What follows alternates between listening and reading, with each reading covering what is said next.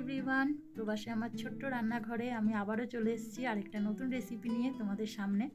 আর আজকে আমি বানাবো পালং শাকের ঘন্ট বা নিরামিষ পালং শাক। তো এই রান্নাটা আমি আমার মায়ের কাছ থেকে শিখেছি, তাই ভাবলাম তোমাদের সঙ্গে ওই রেসিপিটা শেয়ার করা যাক। তাই চলে এলাম আজকে এই পালং শাকের রেসিপি নিয়ে তোমাদের সামনে।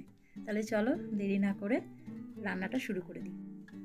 তো আজকে পালং শাক রান্নায় আমি যে সবজিগুলো দেবো, তো সেগুলো এখানে দেখো সুন্দর করে কেটে নিয়েছি। তো প্রথমেই এখানে নিয়েছি দেখো আলুটা আমি এইভাবে কেটে নিয়েছি। রয়েছে এখানে বেগুন, কুমড়ো, আর এখানে রয়েছে বিনস।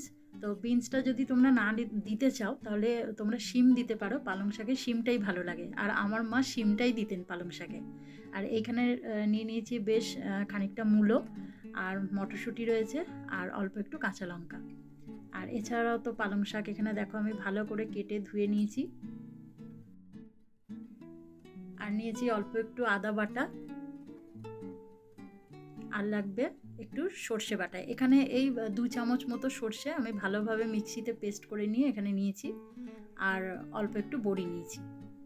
তো সবার প্রথম দেখো একটা ফ্রাইং প্যানে আমি 1 টেবিল স্পুন মতো অলিভ অয়েল নিয়েছি। এবার বড়িগুলোকে একটু ভালো করে ভেজে নিলাম। বড়িগুলো ভাজার পর বড়িগুলো তুলে নিয়ে আবার এতে 1 টেবিল স্পুন অলিভ অয়েল দিয়ে দিলাম, আর 1 চা চামচ মতো 5 ফোড়ন আর একটা গোটা শুকনো লঙ্কা ফাটিয়ে এভাবে দিয়ে খানিকক্ষণ ভেজে নিতে হবে।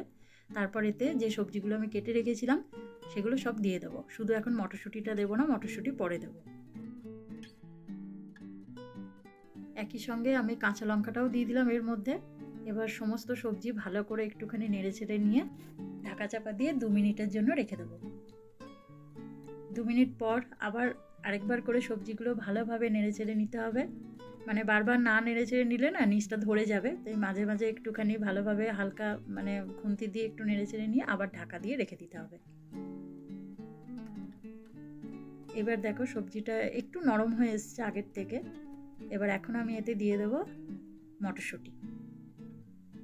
মটরশুঁটি দিয়েও এবার একটু ভালোভাবে নেড়ে নিলাম। এখন এতে দিয়ে দেবো আদা বাটা। আদাটা দেওয়ার পর সমস্ত সবজির সঙ্গে আবার একবার ভালোভাবে মিশিয়ে নেব। এবার এতে দিয়ে দেবো স্বাদ মতো নুন, 8 চা চামচ মতো হলুদ গুঁড়ো, 8 চা চামচ লঙ্কার গুঁড়ো, আর অল্প একটু চিনিটাও স্বাদ অনুসারেই দেবে তোমরা। তারপর আবার এই মশলাগুলো একটু ভালোভাবে নেড়ে চেড়ে নেব। তারপর আবার 1 মিনিটের জন্য একটু ঢাকা চাপা দিয়ে রেখে দেবো। এবার দেখো মশলাটা অনেকটাই মিশে গেছে সবজিগুলোর সাথে। এবার আমি দিয়ে দেবো পালং শাক দেওয়ার পর সর্ষে বাটাটাও আমি এর মধ্যে দিয়ে দিলাম। আবার একটু ঢাকা চাপা দিয়ে রেখে দেবো যাতে শাকটা একটু নরম হয়ে যায়। এখন দেখো অনেকটাই নরম হয়ে গেছে, শাকটা অনেকটা কমেও এসেছে। এবার ভালো করে খুন্তি দিয়ে সবজিগুলোর সঙ্গে শাকটা মিশিয়ে নেব। তারপর আবার এটাকে 2 থেকে 3 মিনিটের জন্য ঢাকা চাপা দিয়ে রেখে দেবো। কেননা দেখো অনেকটাই জল আছে, এমনিতেই পালং শাক দিয়ে জল বেরোয়, তার উপর সর্ষে বাটাটা আমি একটু জলের সাথে গুলে দিয়েছিলাম, যার জন্য আরেকটু জল হয়ে গেছে। কিন্তু সবজিগুলো দেখো এখন পুরো সেদ্ধ হয়ে গেছে। তো এবার আমি বড়িটা দিয়ে দেবো।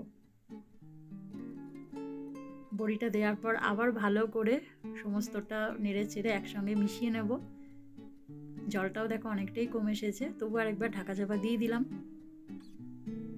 আর এখন দেখো জলটা একদম কমে গেছে। তো এই পর্যায়ে এবার এটাকে আরেকবার খুন্তি দিয়ে ভালোভাবে নেড়ে চেড়ে নিয়ে নামিয়ে নেব।